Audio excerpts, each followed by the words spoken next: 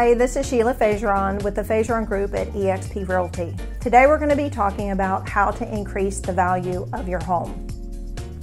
Today's buyers want homes that are renovated. They want to come in, bring their furniture, and not have to do any construction. What this does for you as the seller is you have to look around your property and see what kind of condition your property's in. Have you ever updated your kitchen? How old is your kitchen? Have you ever remodeled your bathrooms? Have you replaced your carpet in your home? These are things that you're going to need to consider when you want to put your property on the market based on the way today's buyers are and what they're looking for.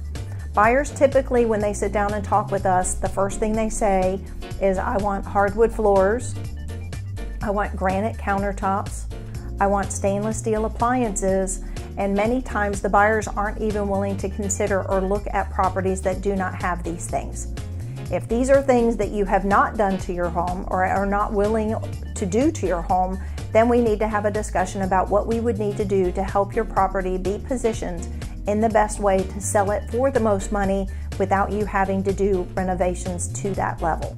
Please give us a call and we will be happy to discuss this with you. Thanks, have a great day.